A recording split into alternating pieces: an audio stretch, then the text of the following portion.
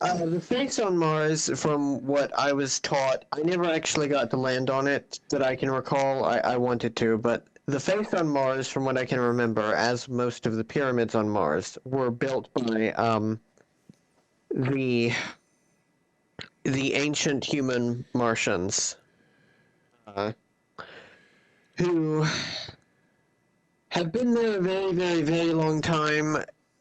I'm not entirely sure. It's not entirely clear whether we're a breakaway from them or they're a breakaway from us. But Mars does have an indigenous and human population. Their language is essentially Sumerian, although, or at least it used to be. It's what Sumerian would be now had it survived antiquity.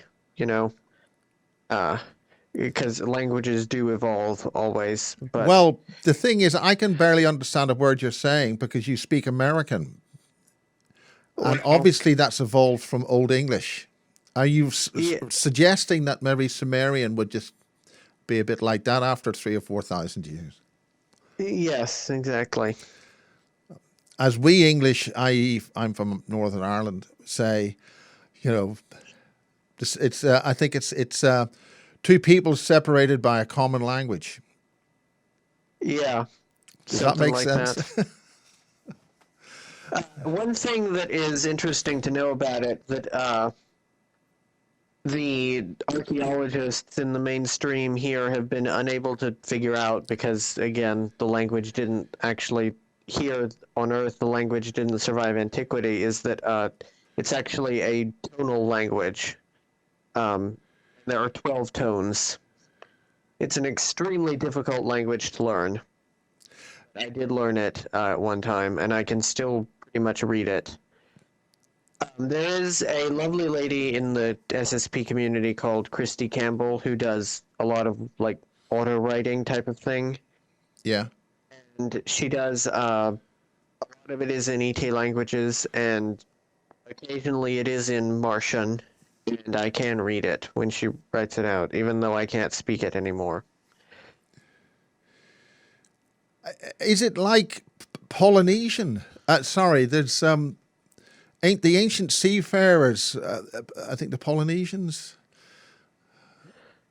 Um, as I'd opposed have to go and listen to their languages. Some because I'm not. of the flattish face.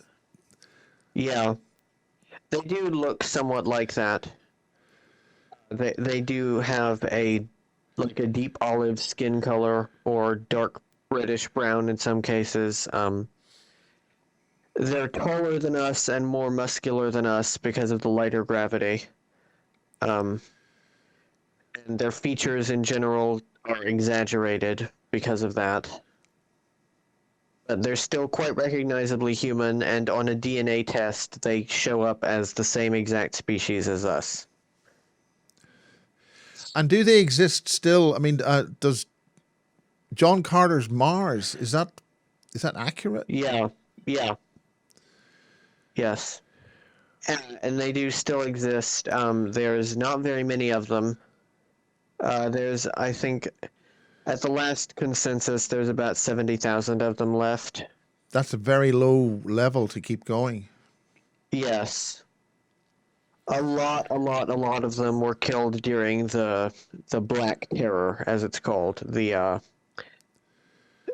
occupation, the German war on Mars.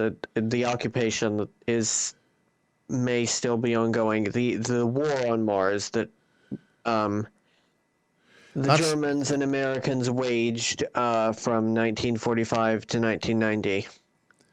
Interesting that that war is almost an exact contemporary of the Cold War. right. Are there reasons for that? The war? No, the reasons why they're similar. I mean, I wonder that. I wonder that because it's I mean, pretty big coincidence. Michael Shrimpton Swallow. has done a book about the secret history of the DVD. That's the secret German intelligence. Carreris. Okay. He took over, and he was very, very careless because he died several times. Well, And John Shrimpton's book has got a picture of him with George Bush on the cover, because both are quite elderly and both were very, very close in terms of how the Bush legacy wasn't actually right, German secret intelligence. right, okay, Bearing in mind how Bush was interesting, head of the CIA and all that Area 51 stuff. right, interesting. So that might be why there's a correlation there, because you had operatives on the ground who were American, but actually German, really. Yeah, yeah. Does that fit? Well, Would that fit with a? yes, and I know that the German breakaway absolutely has people inserted into life here who are aware of this, who are aware of their lives out there and that they're here to spy. And they're also inserted into the militaries and such, uh, I and mean, the into the only person, intelligence agencies. the The only, average person, even the average so called high level spy in the CIA, has no idea about this stuff. yeah, yeah. But, But in Bases One, Lisa Williams, who mhm. she was, you're talking 1994, she was being taken by the Greys in East London, and ultimately led me to Barry King, which led to my research on this in the first place. But she was one of the other people, very, very few people who knew about the DVD, and went out with went to see David Bowie's daughter in Poland, Hmm. I think, because there's a connection there through David Bowie. And okay, Does I that make remember. sense? I have a lot of memories of David Bowie from the programs. Because that's why he had those movies and Spiders of Yeah, Mars, all that stuff. yeah. Ground Control to Major Tom, Black Star, etc. Yeah, he was definitely an insider. He talked on whatever that talk show was about directed energy weapons. Was that Uh, Art Bell? no, no, no. It was some like just a regular TV talk show about like the host brought up. You've been researching. Would have What been one of the BBC ones, Parkinson BBC, or an American one? it, it was a British one. I can try and look for the clip. He was talking about how he had been researching and he had found that there were patents relating to weapons which could kill every not directed energy weapons, sonic weapons, I believe. Yeah. That he said could kill everyone in that audience with a vibration in seconds and Wow, such. that's a And he to get that clip would was be very interesting. yeah, and he was talking about this in the 1980s, and there were already patents for it. And let me explain a little something. Whenever a patent is released for something, that means that the intelligence agencies have had it for 30 years, that the military intelligence has had it for 50 years, and that the off-world breakaways have had it for 90 years. So it's already very outdated by the time a patent is released. Which is why we're getting maybe some stuff released now that's been around a while. Yeah, I mean, even knowing yeah. about things like the TR3 or 8 or something or whatever it's up to now. Yeah. Actually, there's a very interesting. Is that picture behind you? Is that something? Is that just a It's a picture my grandparents got in Colorado. right And this here is a rather magnificent image that my aunt drew in high school. I am wow, terrible with this camera angle. I am a professional photographer. I should be better at this. yeah, but it's very interesting. No, There. it's It's a Salvador Dali study. aha, Yeah.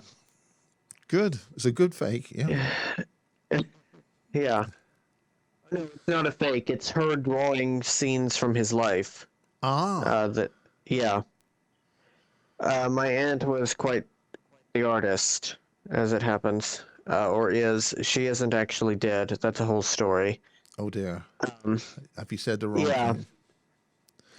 she was removed from existence a couple of years ago because of my whistleblowing work.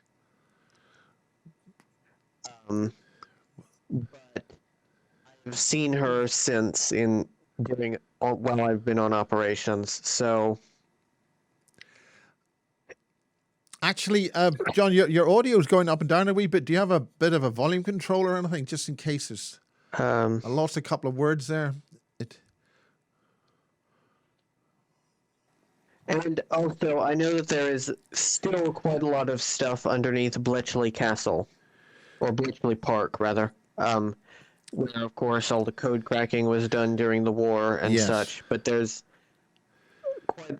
alien stuff going on many levels below that That's there Milton still. Keynes. That would be very close to that. Is Milton Keynes? Okay. But so we can start with London because these are the places I remember the most. Okay. I can remember specifically three domes underneath London. One of which is run by Kruger Mercenary Company, and it is beneath St. Pancras Station. What district is that in? It's no. It's the eastern part of the centre of London, St Pancras. Okay. It's underneath that. It is one of the headquarters of that company. I have on my wall, incidentally, an image of what their logo looks like, or at least one version of their logo. Apparently, there are other versions, and I've gotten quite attacked for using the version that I used because a certain person didn't confirm it, and apparently this person is the end-all be-all. So they have headquarters, according to the signs that I remember posted around at their various bases: Ganymede, London, Cape Town, Sea of Serenity, Eris, Neu-Berlin. Um, London one is mostly offices. They don't do a lot of technological development there. There are a lot of offices there, and it's where most of their operations that they carry out on Earth in secret are planned. And we can go into a little bit of what Kruger Mercenaries LLC actually is. It is a mercenary company hired sometimes by the elite and most often by the off-world breakaways. Their operations are usually involved in the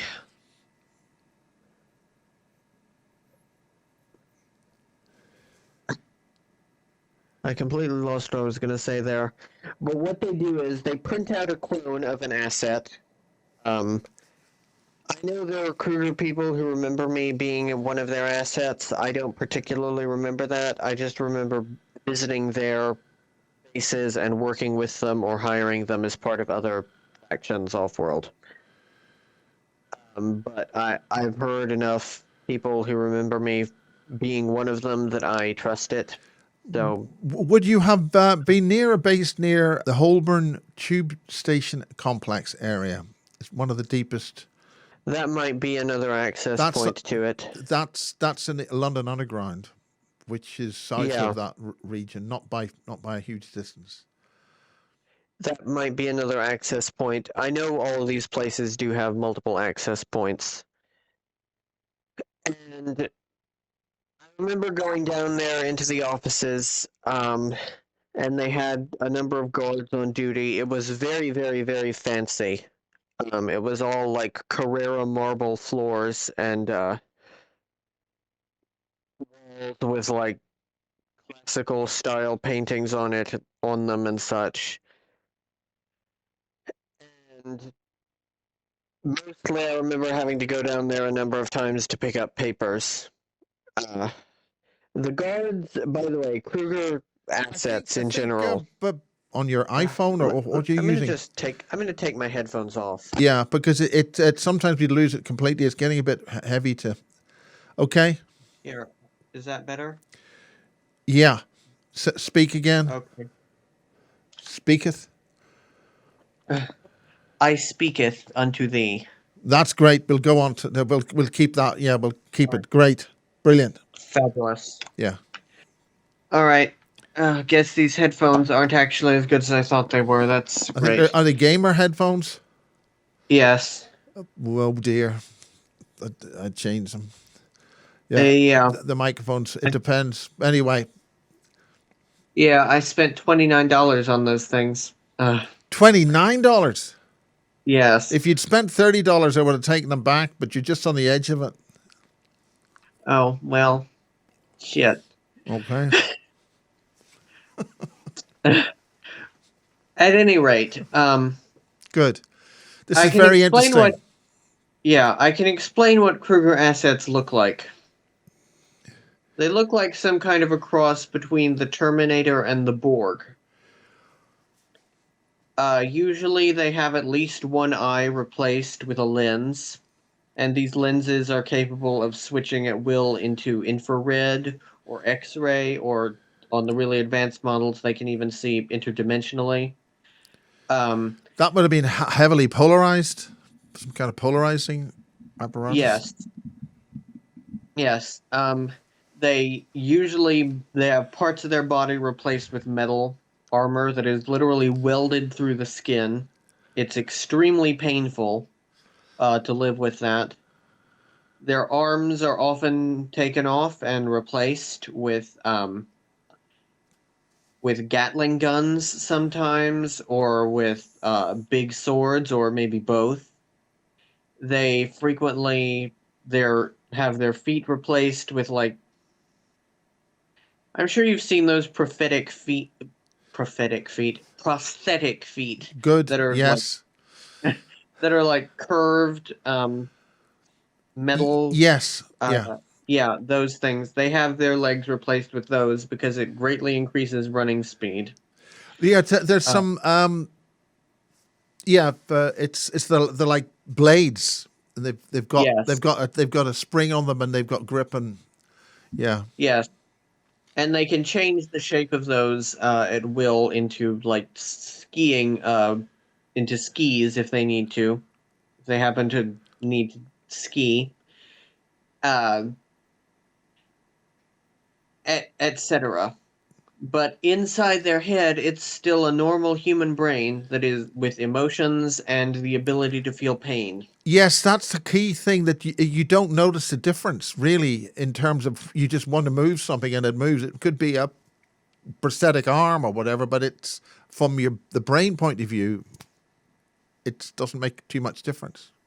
Yeah, but they have all these parts that are welded crudely on, and they cause great pain. And according to someone I interviewed yesterday, they don't put you to sleep while they're doing this. Well, why bother? Yeah, exactly. You're not a person, you're a piece of equipment. And so, yeah, that's what Kruger is. People like to think they're the good guys. I don't think that people who do extreme cybernetic surgery on people while they're awake and uh, do it so that, first of all, so that these aren't people anymore and such, and to also are doing all of this on people who either are trafficked children or were trafficked as children. I don't think any of those people are the good guys, but I'm going to to say each their something. own. Doctor Who, the Cybermen. Bearing in Mm-hmm. mind we're going back to the '60s on that, Yep.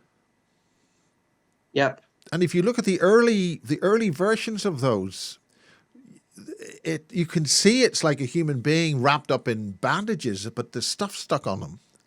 Yeah, or you could go even further back than that to Franz Lang's Metropolis in the 1920s. That was definitely they knew something. They were saying things there. Oh yeah. Oh yeah. And the city in that movie, incidentally, looks exactly like the capital of the German breakaway uh, in Alpha Centauri. So that's an interesting thing. Using Tartarian technology. Perhaps. I'm somewhat skeptical of the whole Tartaria thing, but because I don't remember it from any of the time travel operations that I've done. But There's a very interesting guy done some work on that called Guy Anderson, and a lot of things happened in the 1850s. okay, There was an actual flag. Basically, Tartaria equals Mongolia in right. round figures. And that's all was all rewritten. But anyway, let's not get distracted. Well, I'm not opposed to the idea of it. Yeah. It just it's not what I remember at all. But Okay. who Yeah. knows? Um. So where were we? We're Kruger Yeah. crude Right. cyborgs. Right. Oh. Who the Kruger company is run by is somewhat controversial. Uh, or at least I'm going to make it a little bit controversial. Oh, we wouldn't want to There break the were, habit of a lifetime. yeah, it was made by, it was invented by Walter Kruger, who was a rather infamous Nazi general, although he's generally considered by historians to be a bit less extreme than a lot of the others. Um, because he operated primarily in Russia and so on, so they weren't in Russia long enough to do all that much. Uh, they did plenty, but they didn't get weren't there long enough to kill enough people. So Well, I think perhaps, Stalin seemed to have, tidied up that score. A good old yeah, German secret asset, Stalin, yeah, yeah, along with Mao Zedong yeah, and Lloyd George. yeah. So after this after the war, he allegedly killed himself, except he didn't. He was taken off world, and a clone put in place, and the clone killed himself under MK Ultra mind control. And Walter Kruger founded Kruger Mercenaries. Now, at some point, Walter Kruger died off world, and the company was inherited by Gabriel Kruger. A lot of people think that the Gabriel Kruger who inherited it was Walter's son. He was not. Uh, Walter Kruger did have a son who was named Gabriel Michael Kruger. The company, however, was inherited by Gabriel's much younger nephew, or cousin rather, Gabriel Stephanus Kruger of South Africa. And by the way, this Gabriel Stephanus Kruger can literally be found on a genealogy website called geni.com.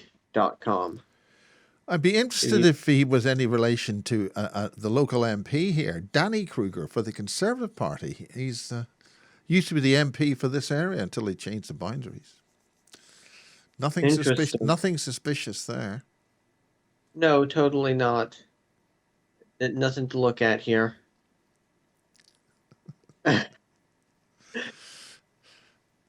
So Moving that's along. what, yeah, this is what Kruger is. I can send you the logo of theirs that I remember, and if you have the technology at your disposal, you can splice it into somewhere in this conversation. I'm sure we And can. so, at any rate, I remember being at this base at least once. Um, it's purely visual, but I do remember being around in that area. And I know that there weren't technological developments happening. They have a Stargate there, which can access various places, but that's not how I got in. I got in through St. Pancras. Right. Uh, Okay. yeah, Now that's very interesting. Keep going there. There's a lot of stuff around that area. I know there is. There's a lot of stuff all over London. London is kind of the center of a lot of things. Um, Do go on. well, I can tell you that London is one of the cities where it is authorized for aliens to live undercover using holographic cloaking or whatever else. There's not very many cities on Earth where that sort of thing is authorized, but London is one of them. Is that because it's too busy? Or is there a Yeah, level of mind control which prevents people from noticing? Or is well, it strategically just more convenient? I guess it's because people don't look at other people there. Whether that's actual MK Ultra mind control or just societal mind control, I guess that's kind of I up to think I think interpretation. it's just don't be silly, just move along. Yeah, pretty Stiff much. upper lip. Who do you Yeah, think you are, young man? yeah.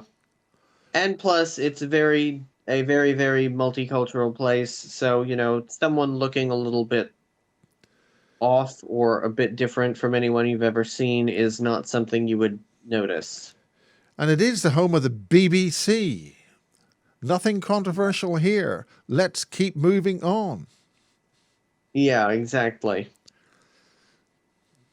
Um, so I have memories of that there are aliens living undercover in London using holographic cloaking, or ones who pass enough for human that they can walk around and no one will see them.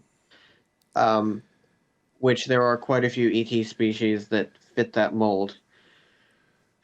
And I have memories of having to go in and assassinate them on a number of occasions. Um, Do go into detail.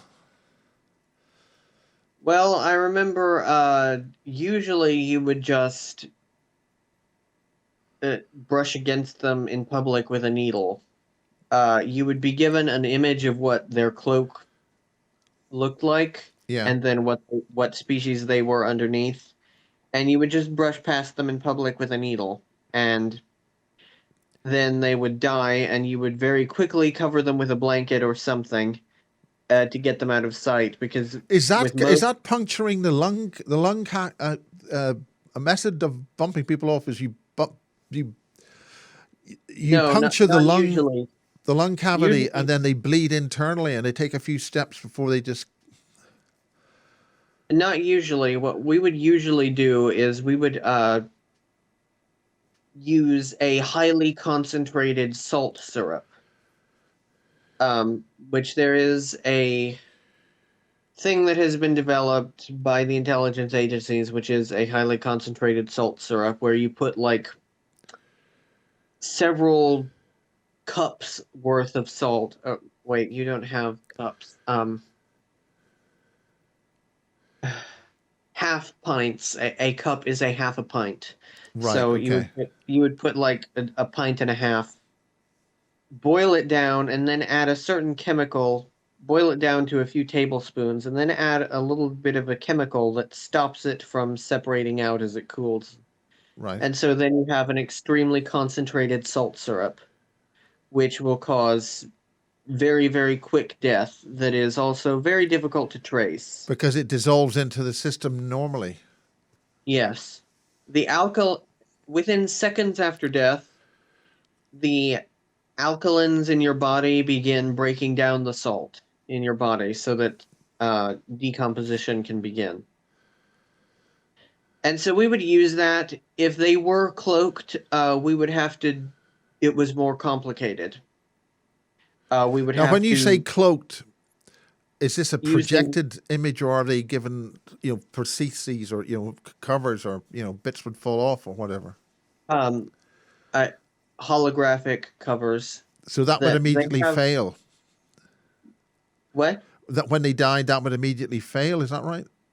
Usually, yes, because it has a neural interface. And so we would have to kill them alone. And that was more complicated. That would usually mean breaking into their home, or portaling into their home and taking them out. Yes. And We used all sorts of methods with this. Sometimes it was just plain guns or enhanced guns, because your a 38 revolver isn't probably going to do much against a great big alien. So we would have usually plasma weapons, or we would have blades and cut them down.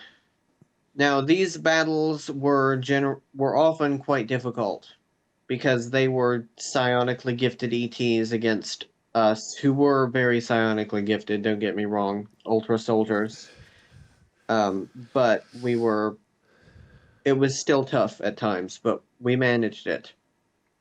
And I can remember killing a number of species. I remember killing a species that they look pretty much like grays, but first of all, their skin is bright red, and they have long black hair that they usually put in dreadlocks. Um, I can remember killing regular grays. I can remember killing several kinds of reptilians, never Draco, because Draco cannot live among humans. Ah, Uh, their their psionic output is so extreme that it will kill a normal human, uh, without them intending it to. By the way, it's not their fault. It's just that their harmonic resonance, I guess, is at such an extreme level that it overpowers a human brain. Hybrids can be around them, but uh, baselines cannot. are those the white uh, Draco Prime or what? How would you Yeah, just? the Royals. By the way, they're not all white. About 98% of them are white, but a few. There are some green. There are some that are red, and there are some that are black. And also the warrior class ones also have that same pretty much level of output. The worker caste do not. Well, that's what James was brought in for, to do the kill with reptilians. Was he could take the he was able to be able to do the job Yeah, when he it had was his needed. special gun with the dragon carved on the handle and everything. Yeah. I've just recently been re-listening to his old stuff, so yeah, Yeah. I know his story pretty well right now. Um, yes, I can say that is accurate. Um, yeah, I do remember James very well. I'm not gonna, because I haven't even met him yet, I'm not going to go into too many details, but I do remember him very, very well. Well, he has told his colleagues he's not the same person that he was when he went to jail. I would hope so. Right? Okay. Yeah. I would hope that people learn from their mistakes. Um, Well, that's all ahead of us. I'm interested in yeah, the London bases. what? Mentioned what? Well, about these facilities you mentioned in London. Oh, right. There's Okay. meant to be one directly under Parliament. You wouldn't be surprised at that. And No. I know that there's one directly underneath the palace. Although it's not really much of a base, it's more of a transit location yeah, where they have a Stargate there that the royals can use and some people in their circle can use. I know about it because once I was made bodyguard to a certain uh, German politician. Um, do I want to name this person? you can tell me. Nobody else will hear. His name was Jorg Haider. All right. Yes. He is a quite controversial, or was a quite controversial, pretty extreme right wing, either German or Austrian fella who I don't think he was ever quite elected chancellor, but he tried quite a lot, and he was very, very influential um, within the movement at the time. And so there was a period where I was made his bodyguard briefly for when he went off world. I don't remember what faction I was with when this happened, but at some point that happened, and he used this gate underneath the palace, and You're I have talking had Buckingham confirmation of, Palace. yes, Yeah, Buckingham yeah. Palace. And I've had confirmation of its existence from another person who shall remain nameless. But I do remember using it. We went to, I think he only wanted to go to some tropical vacation place. Oh, and we also had to go to a diplomatic meeting between, with some various ETs that I can't talk too much about because I don't remember very much. It's purely visual, you know, which is a big difficulty that I come across with my memories. Could you give some vague sort of? Do they look like this or look like that? Yeah, there were ones who looked like stick bugs, uh, and it was quite a few different insectoids. There were stick bug types. There were ones that were kind of like not a rhinoceros beetle. Those beetles with the great big pinchers on the front. Are they stag beetles? Yes, a stag beetle. There were ones that looked like stag beetles. There were short, pretty short little reptilians that were like a golden yellow color. They were actually very pretty. Um,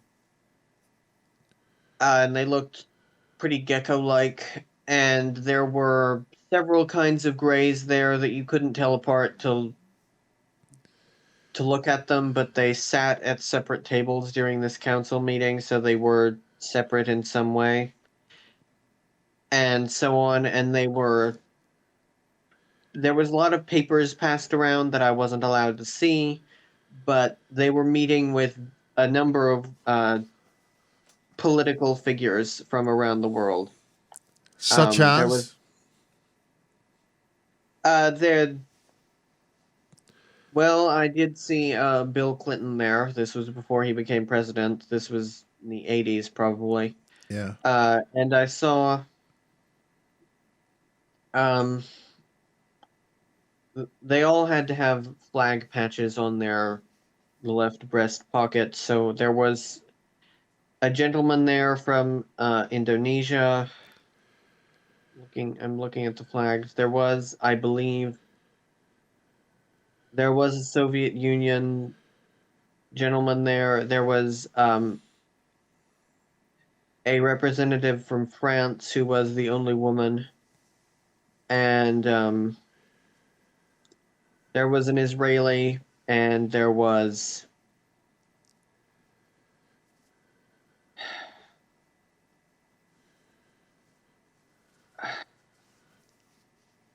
I think there was someone there from the UK as well.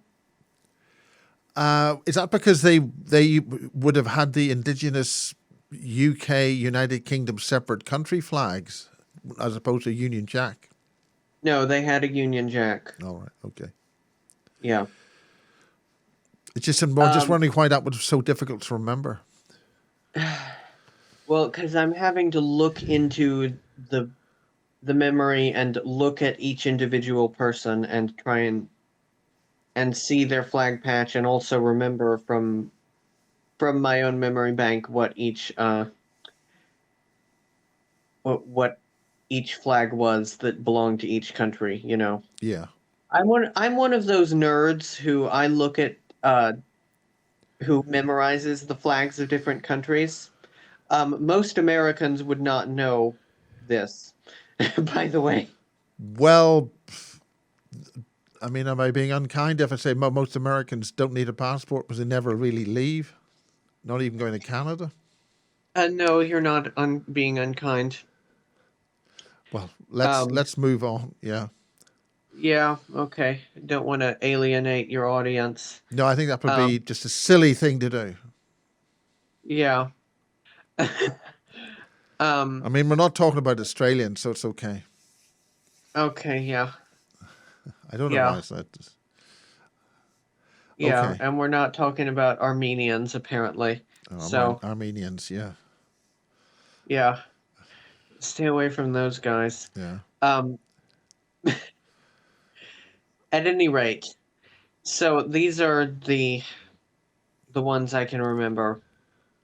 And they were all lined up and they were kind of surrounded by the ETs who were sitting at the tables there, and there were papers being passed around, and we, the bodyguards, were standing behind whoever we were representing. Yeah. It's got Oh, flames coming out of it. I just want to check if the flames are still there. Just it keep talking for a sounds second. a bit expensive. Oh, very expensive. Very expensive. I'll be a second. Okay? Keep talking. Yeah. So we were surrounded. We were specifically told not to look at any of the papers that were being passed from the ETs to the reps, the representatives, and there was it felt a bit uneasy. Not tense necessarily, but uneasy, and it was yeah. That's kind of an interesting, brief but interesting memory. Uh, and we were there for several days. We were put up actually at a hotel on whatever planet this was, or not really a hotel, more like barracks on this base. And I do believe this was off planet because when I look into the memory, I think I get a feeling of like the gravity was lighter.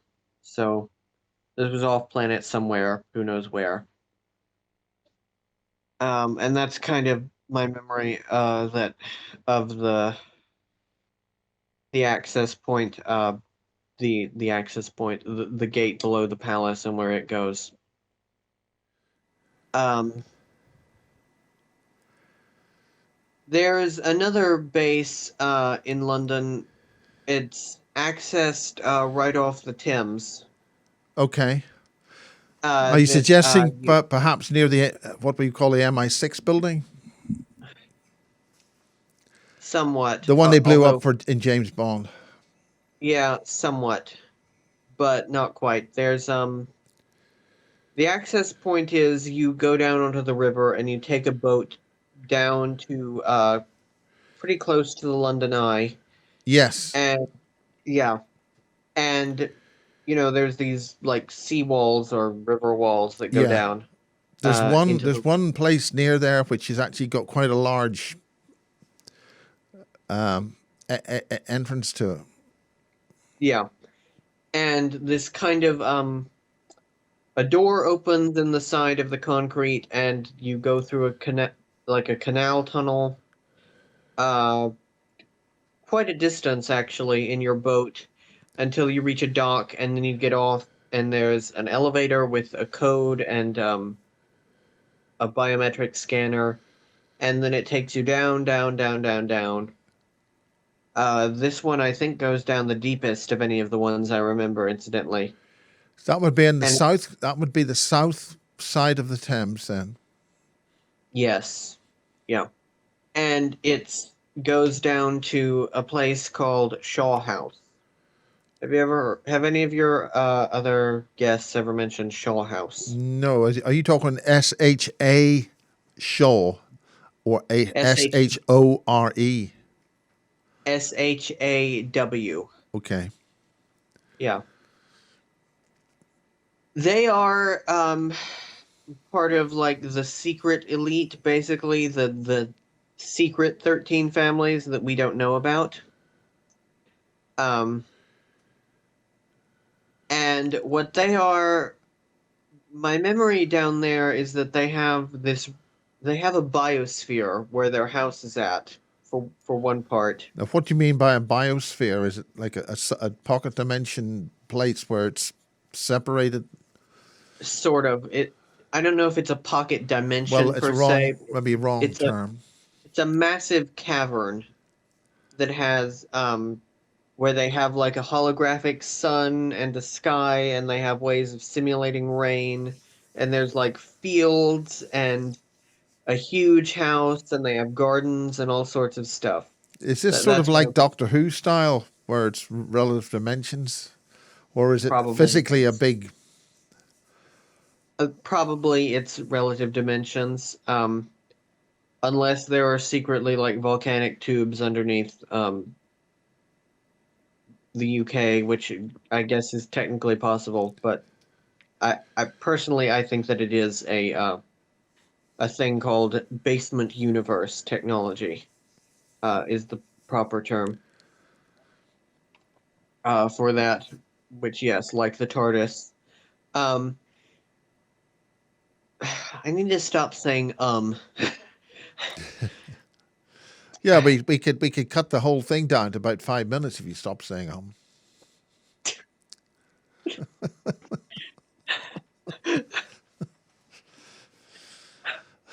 I need to stop saying and I need to stop saying so, and I need to stop saying and yeah.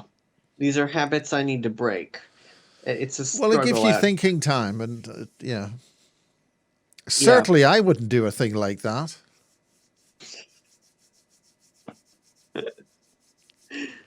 any fucking way.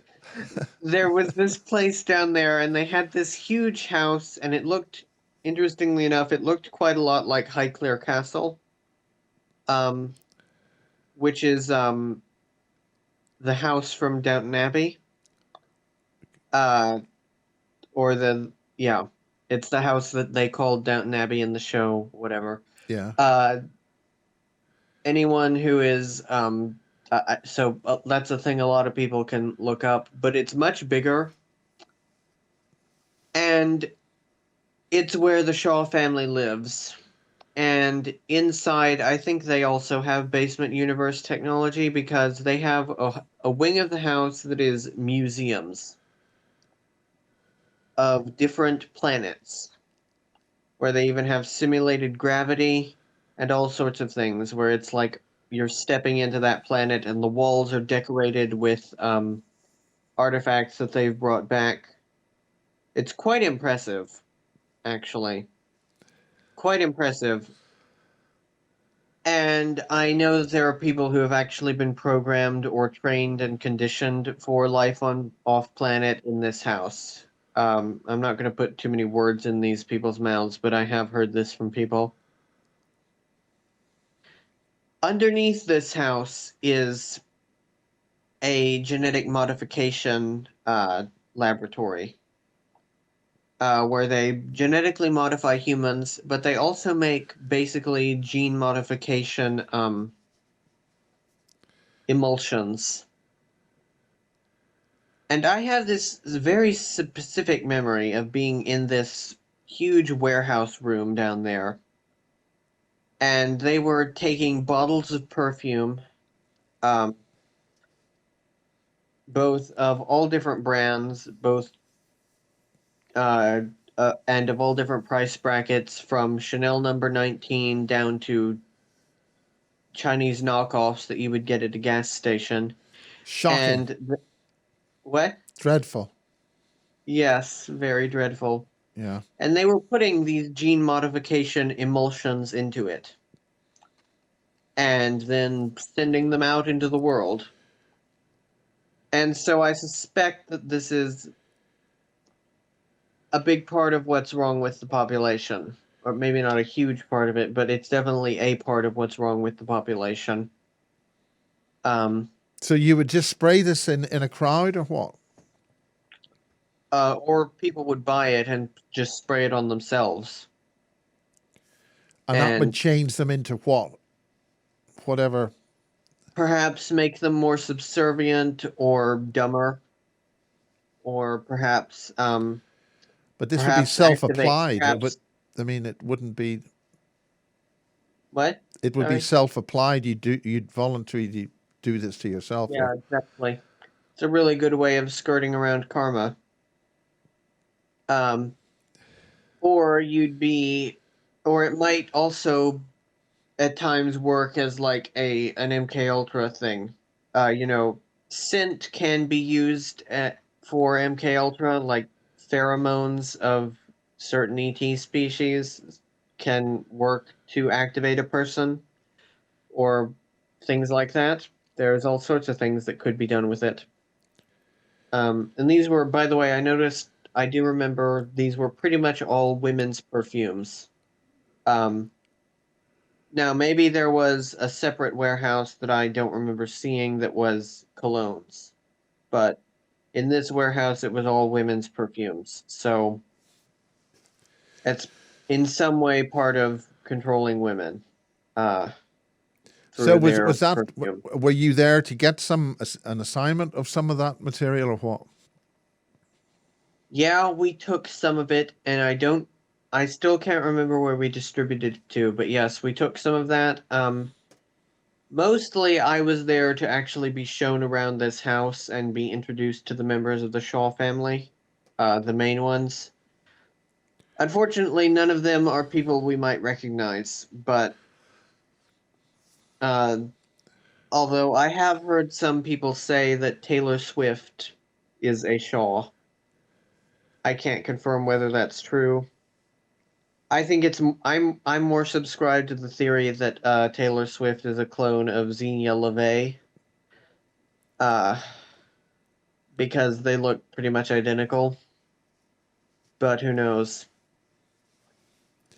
Well, Tim Refat might have something to say about that. He's pretty hot on those A-listers. Okay. No idea who Tim Refat is, but cool. Good for Okay, he's him. got he Total Intent Manifest.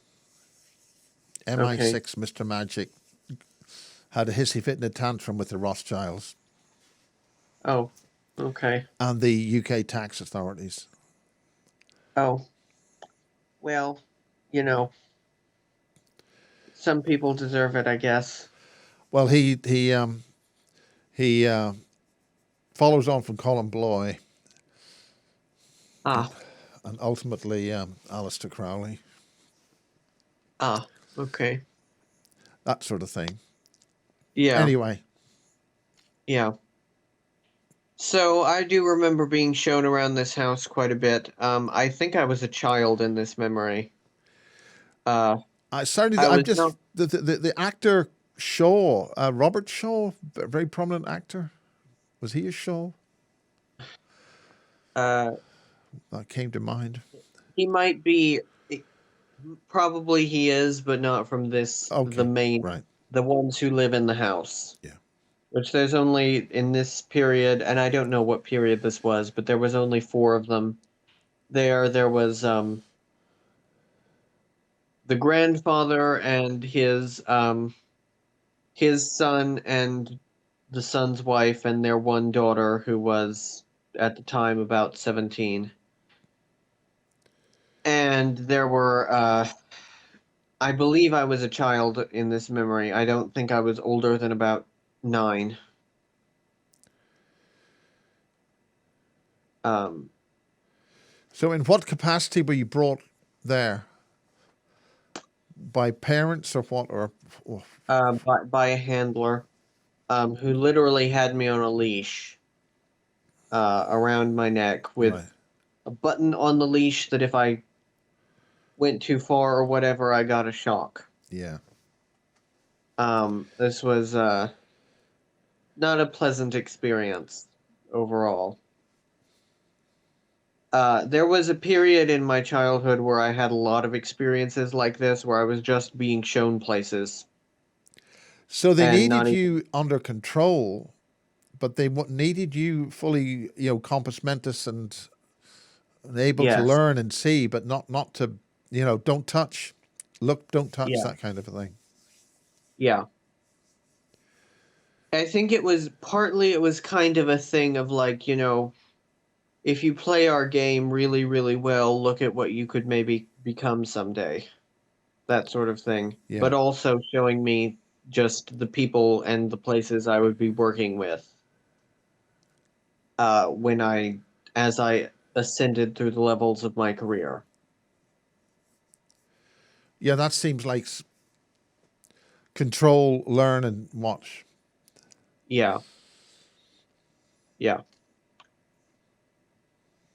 And so there is another base that I can talk about, which is underneath Bloomsbury. Um, and also it extends. Also, you can also access it through what is that place?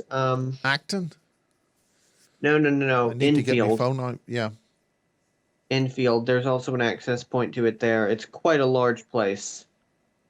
That is an alien base, and in it there are a bunch of different biospheres for different aliens to live in. There's kind of a giant concourse. It reminds me actually of Babylon 5. Yeah.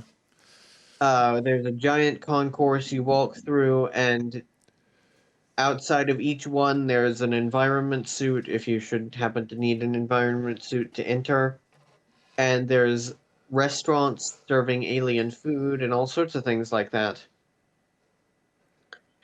And this was actually where I would go to get assignments for the aliens who I needed to go up to the surface and assassinate. Uh huh. Yes. But I spent a lot of time. I'm a very curious person. I wander a lot, and no That's probably one why they needed stopped. to keep you on a leash. Well, this is later. This is I was an adult in these memories, and so no one exactly stopped me from wandering. And so I went to these some of these different biospheres. It was This is in London. interesting. Yes, underneath it. Perhaps this one I would say is the most likely one that is in some kind of pocket dimension. Um, or perhaps at some point you pass through a gate and you don't realize it and you're off planet somewhere at this base. But what's going on? I'm just looking at trying to get it on the on my other computer here, so I could sort of see what Oh it. right. Yeah, the Okay, there's Bloomsbury, London. yes, in Bloomsbury, in one of the parks you go to and you step behind a tree and you have to go there at a certain hour. There's only a certain hour that they'll do this, and of course you have to call in ahead. But you go to one of the parks in Bloomsbury. I found it once. I can't remember it now, but you step behind a certain tree, middle of the night. They open the gate, and you step through, and you're down there. Or you can go via an elevator in one of the tube stations in Enfield. Um, where you step in and you would have a code on your phone or your which of course in these programs the phones they give you are not regular phones, they are also quantum computer connected things. You would type in your code and the elevator drops you down into this place. It's a very big complex. I'm just trying to get images. Let me fiddle here. Anyway, All right, so this is yeah, it is quite large. It's one of the more interesting places on Earth that I can remember being at. And so I would often wander while I was there because no one stopped me. And I would go into these different biospheres. Excuse me, sorry. yeah, but that strangely, I'm getting lots of adverts, which is distracting. Ah, ah, Oh God, I can't. Bloody hell. Anyway, we'll just ignore me while I trying to get rid of this stuff. ah, all right.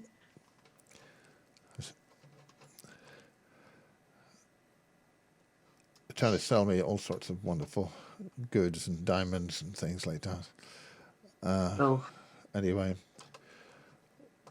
don't just let's ignore me. All right. Oh, I So can't I get. went into these different biospheres. I went into one that was very tropical, but you couldn't breathe in there, and it was highly chlorinated environment, and there were frog people who called this place home, or at least they called this place a place where they were stationed. I went into one where there was blue plants everywhere. You actually could breathe in that one, and it was that was incidentally that apparently the planet where the species I mentioned earlier that look like bright red quote unquote grays that have the black dreadlocks. Right. That's apparently what their planet looks like because that was their biosphere. Um, there was a Tausatian biosphere where the gravity was 3.5 times ESG. And so if I had not been an enhanced soldier, I could not have entered there because my spine would have snapped under my own weight. Um, and I didn't spend much time in there, but the the Tausatians, they look pretty much like the Vulcans. And because of the extremely high gravity on their planet, and they are both extremely strong, and they have extremely strong bone density. So they'll lightly swat you on the face and it'll snap your head off your neck. That would be very rude and very Yeah. inconvenient. Yes, so they don't generally even touch you because they're afraid of killing you just Bit by like touching Land you. of the Giants, just touching a little bit, Yeah, pretty much. like the opening episode of Battlestar Galactica, just going to the baby and. Yeah. That kind of strength is what they have compared to us, and they'll beat up a Royal Draco in nothing flat. Aha. Yeah. So even the Draco kind of don't interfere with them too much. Tau Ceti is part of the Draco Empire, but the Draco don't interfere with them too much. They just come, collect their taxes, and go. Very nice. Have a nice Yeah, day. Cheerio. yeah, Metaphorically, yeah. yeah. That's pretty much how they are. But they look like the Vulcans. They're usually about 5 to 5.5 feet tall, olive complected, dark hair, green eyes. Is the general look. There are other ones who look somewhat different in various ways, but that's the general look. And they have pointy ears. Um, but if one came down here and they had some plastic surgery so that they had ears that looked like ours, they could walk around among us and you'd never know the difference. I notice actually there seems to be a fashion now of young ladies having ears like that. They stick them on and they have they sort of as Hmm. if maybe they're, oh, that's just somebody wearing a little bit of a makeup job. Well, maybe those are Tausatians. Maybe a few of them are. You should walk up to one and ask sometime. But don't shake their hand. Yeah, they'll break you. Yeah, that would definitely be. Yeah, you don't. Yeah, that would not end well. So this is, just to recap. This is in the Bloomsbury area. I Yeah. picked up on that. I've been trying to get this. Oh, I'm just getting hit with so many adverts that I can't. I mean, I could potentially show that. It's just, that's what I'm seeing. Quality diamonds. Actually, Oh, now that I've got that, I can get rid of this damn thing and get to that. There's Bloomsbury London Hotels. Anyway, we'll go back. yeah. If you wanted to book a London hotel near Bloomsbury Square, it's available there on Expedia and all good hotel booking sites. Well, I don't think I will, because isn't that a rather posh area? Uh, well, well, yeah, I'm sure you'd fit in, young man. Well, well, I don't have money though, so I A lot probably of people wouldn't walking actually. around that area don't have money. Mm, But okay. I'm sure if you just stiff upper lip, just Find a nice young lady who will put me up for the night. I think probably you want to find a nice. We don't want to go into this; it'll lead to tears. Midnight Cowboy, I think Okay. the movie. I don't know, but anyway. Yes, moving on. But Yes, moving no, on. no, but we're dealing. These are ET established bases, and they have huge areas. It's not pocket dimension. It's what's the term again? Caverns. I said huge caverns. This one, the one underneath Bloomsbury, is so enormous that I think it probably is a pocket dimension. Um, But how do they of keep some. that working? How do you keep it running? Because that was one of the problems about Holborn Tube Station. They did have a base there. It was run by Greys, but it's I believe they its have force field failed. humongous crystal batteries, um, which are running a lot of these systems, that can last for decades on end without needing to be replaced. Which that's very much alien technology. Sort of like dilithium crystal stuff. Yeah, yeah.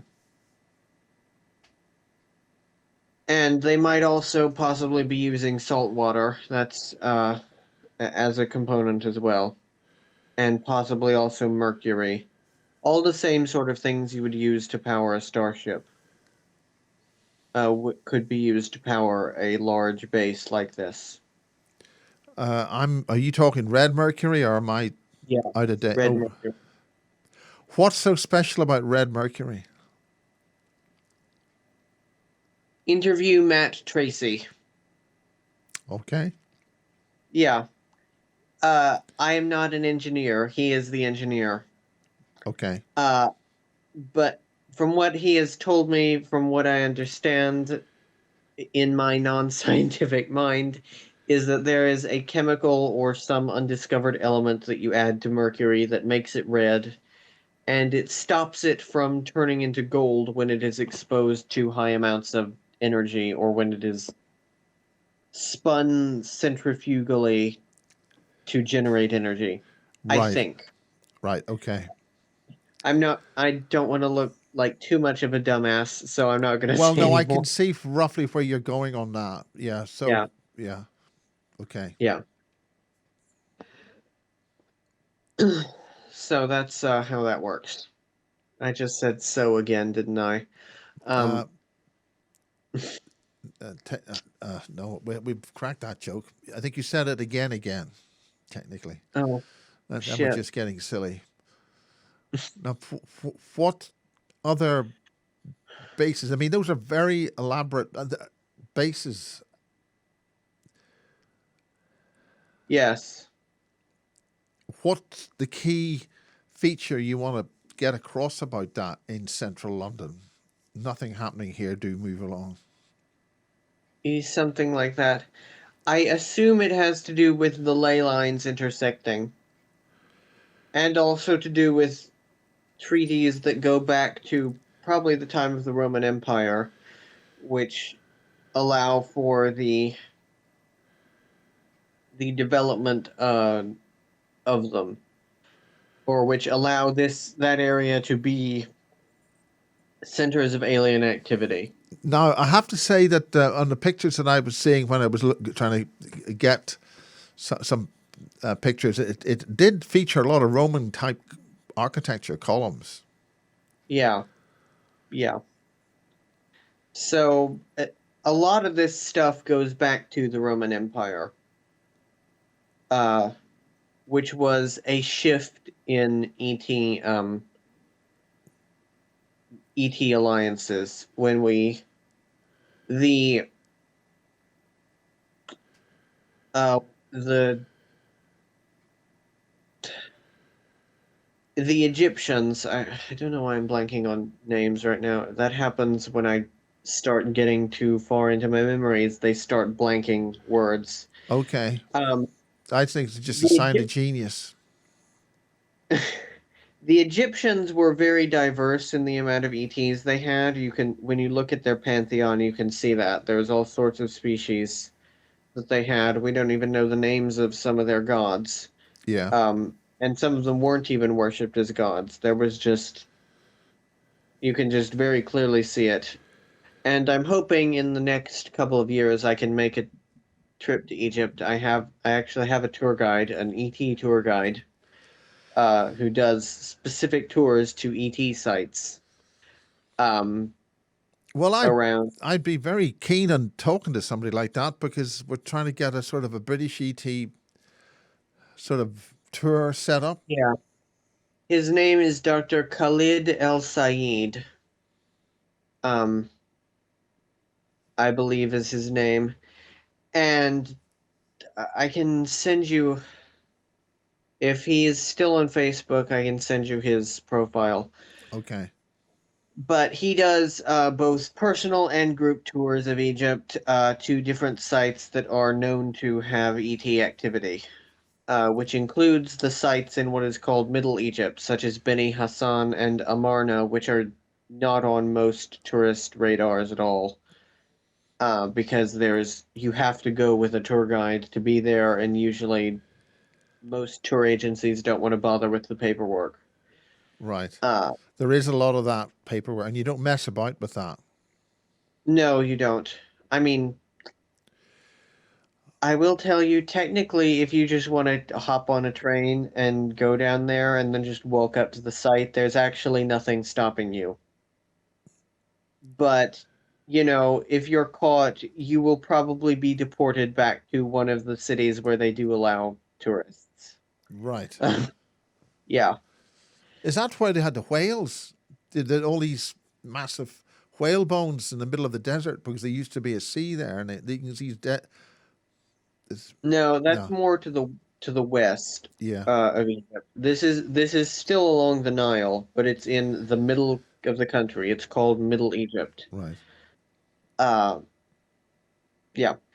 And Beni Hassan and Amarna and what's the other site? Near the city of Asayut.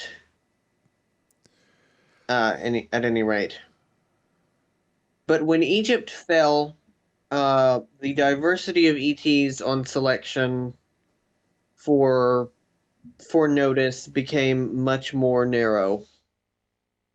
And the Roman Empire became pretty much exclusively Anunnaki.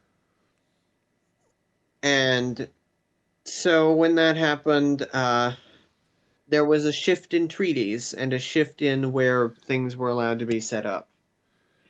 And I believe that London or Londinium was one of those locations where, Thus the city of London, yes,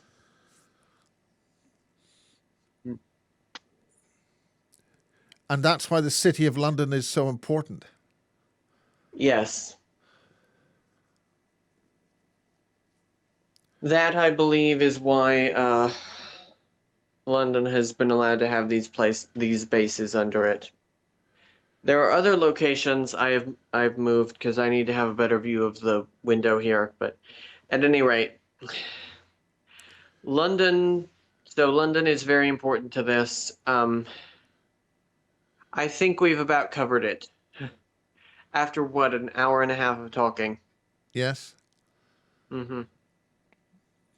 So This is there? shows you how deep this entire subject really goes if it takes an hour and a half to cover 3 locations in one city.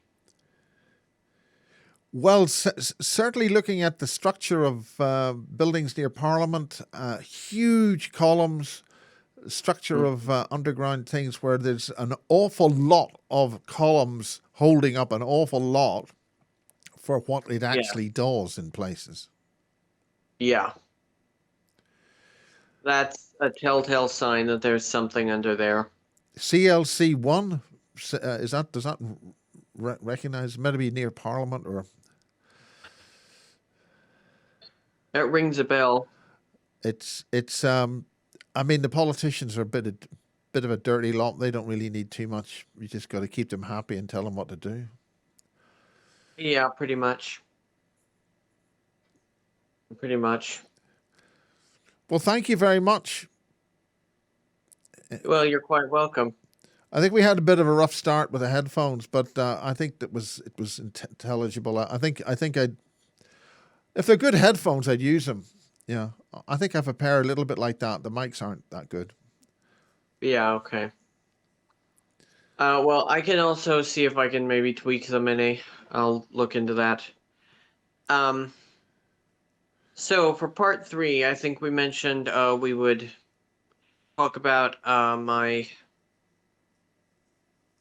various my personal story and go into like describe some of my alters and what they have done, Yeah, and just then yeah. we can that can conclude our series for now because I don't want to become your only guest. Well, I do have other guests. I've interviewed another new lady called Beverly Rhodes. Yes, I know. I've heard what people have been saying about her. I've been meaning to get in contact. Right, Uh, yeah. And no, I'm not gonna snipe your guest. Um, but I probably will interview her if she'll have me. right. Um, yeah. So, She seems to be coming. Well, the interesting key there was somebody, a lady, Sophia, who knew she had a very hard time, had to go on the run, so Thames Valley Police couldn't get her and stuff like that. And eventually, when her family grew up, she talked about the baby farms of southern Africa, and Beverly's the only other person who knows the details of that. right. Okay. So that's a different side of the whole thing. Yeah, I have another South African who is on my roster who might know about that too. So Yeah. I'll ask. Yeah. So Um, until next time, so I suppose we're getting a bit clear to Christmas. You've got your Christmas decorations up. Do you do that sort of thing? no, I don't. This is just the wallpaper that is in my kitchen. Well, I wasn't Um, referring to your wallpaper, but do you have any plans for this? I'm about to go oh, to sorry. Prague in a couple of days. They have a exopolitics conference there this weekend Where is that? in Prague, Czech Republic. Oh, lovely city. Yeah, If you don't talk about the human meat factory that's underneath it that I have been to, um, I better but just just ignore that. Uh, the old sort of cool. human meat factory thing. It's something like that. Yeah. That old human meat Yeah. factory thing. Yeah. The elites don't just chop up a person and eat them live. They like their meat processed or chopped and formed or, gourmet. Um, Are you talking about Hotel? That series, something like that. Was it hotel. Hotel? Oh, hostel. Hostel, yeah. Uh, that's not far off. Yeah. Oh my God. Yeah. So yeah, there's a meat factory underneath Prague. Um, don't go too near that really famous bridge at night, late at night after everyone has gone to sleep. That's an actual warning that I'm giving to anyone who might go to Prague, by the way. That's not me being sarcastic. That's an actual warning. Okay. Um, and so good for you. Well, I better make Plug. sure I'm tucked up in bed safely after having some Czech beer. Yeah. So plugs. I have a new Substack. I'll send you the link to it. Yeah. Yes, I think I've seen that. You appear on that quite recently. We're talking. Yes, We're talking 19th of November, 2025 here. So we've worked yes. to dates things. Just just a few days ago, I finally made a Substack because I have gotten too many things from YouTube. They gave me a strike, an actual strike for nudity on a thing I did discussing the show Altered Carbon, even though you can go and watch those scenes on YouTube. Apparently, if you're discussing them in whatever in an analysis of the show, then that is just too much. Um, and I don't do censorship, and yeah, I I finally think that means that you're getting a little bit too politically incorrect for them, young man. I apparently certainly never went through that process before they deplatformed me. He's saying angrily. yeah. So I'm getting ahead of the bullet train, and I am moving my entire body of work to Substack. Most of it's already on there. Yeah. On So my where do people channel, see your and other work? Just to hear the people sing and that sort of stuff. yeah, yeah. And so my video library from my channel is on my Substack now, and all of the videos that go up on YouTube will be on Substack until I have enough subscribers on Substack, and then I'm going to pretty much quit YouTube. Um, and where was I? No, that's But my serious. I YouTube, mean, to lose your stuff is a big deal. My yes, it stuff, is. it took a long time to find it. Hard drives Yeah, don't survive just sitting on a shelf, by the way. I know. I have things backed up in at least 3 places each. Yeah. Well, I think we've had that conversation before. Yeah. Yeah. So my video library is on there. You can link that below. I have a PayPal if you feel like you would like to support my work or support my efforts in escaping the abusive situation I'm in. So I'll send you that as Well, why well. don't you put that in one email and then I can just copy and paste it and that would be good. Yeah, both of those links. Yeah, whatever. All in one go. Just boom. Yeah, okay. And on Tuesday, no, on Sunday, I am premiering an interview I did with Drago Reid, which is the start of a hopefully rather legendary series. This first interview is called "And the Writer's Name Was Death, and Hell Followed with Him." Some people think that might be a bit melodramatic, but I like it, No, so don't see any melodramatic terms there at all. Well, Drago all have right. created a whole Friday afternoon, the 12th of December, for him. Yeah, that's what I've heard. And it probably still won't be enough because he is so full of material, which is why I Now, am did I hear a slight pause there after full of? full of material, I said. Fine, yes. Yes. Um, which is why I am interviewing him so much. He is, I think that's a good thing. yeah, he is a new legend, I would Yes, say. yeah. And people need to, It's a big deal if you, for him to come to if England, anyone, and if anybody in England or the British Isles or this side of the pond want to see him, Friday the 12th in Pusey is your opportunity. yeah. Uh, if anyone in your audience does protection magic, do that in his direction because he Yes, is very, very targeted and he as is, I am. yeah, yeah. And I get a little bit annoyed about that sometimes. Oh, yeah. And on that So, exciting note,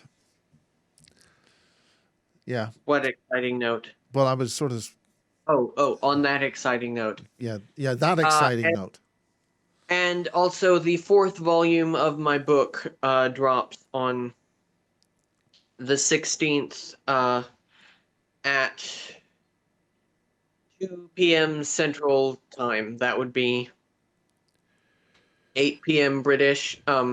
the rest of you heathens can figure out what your time zones are. Now that's being I don't very, cater very to you. detrimental to people who don't know how to work the 24-hour clock, let alone Sad. in different countries. Sad. Yeah, So I think wait, hold on. I've told If my it's local hold on, bookshop if to get it's it. So I don't hold have on. I try to get I don't get things from Amazon. I get somebody else to get them from Amazon, and then I have a sticker saying I didn't buy this on Amazon. Okay. Somebody else did. Okay. My bookshop. So wait, 8 p.m. British. If that's on a, wait. Actually, the guy Jake Muller, got those hardback. Good. Those are excellent. Those are the best ET books Now, list. ET. I brought these to okay. Yes, those are the best ET species books out there, people. Right. So you can. I brought these to Swansea, and I got them from the Devices Bookshop, which is a really great place. And just to show you that I didn't buy them on Amazon, that's the sticker. Okay. But you get them on Amazon, but I didn't buy them on Amazon. I had them bought for me by The Devices bookshop. Bookshop. You They'll get be there. they'll get anything for you here in the Devices Bookshop. Well, all right. Maybe when my book is finished, maybe they'll stock it. Yeah, well, they do, and what's more, the lady there that runs it goes and gets. There'll be some incredibly new, rare book that'll come out, and she'll place it in the shelves where the other books are on this subject, and I'll go and do a thing called buy it. All right. So she knows I'll do that. She's very good. All right. Joe Batchelor at the Devices Bookshop in Devices, Wiltshire. All right. Well, So so I showed that. I I think showed. Yeah. Okay. Those books very fourth good. one, fourth one drops on December 16th. And the first 3 volumes can all be read on my Substack. I'm not even promoting where you can get them elsewhere because I'm trying to draw as much attention to my Substack as possible. So Yeah. Okay. that about wraps it up for me. Okay. Good to see you, sir. All right. Bye.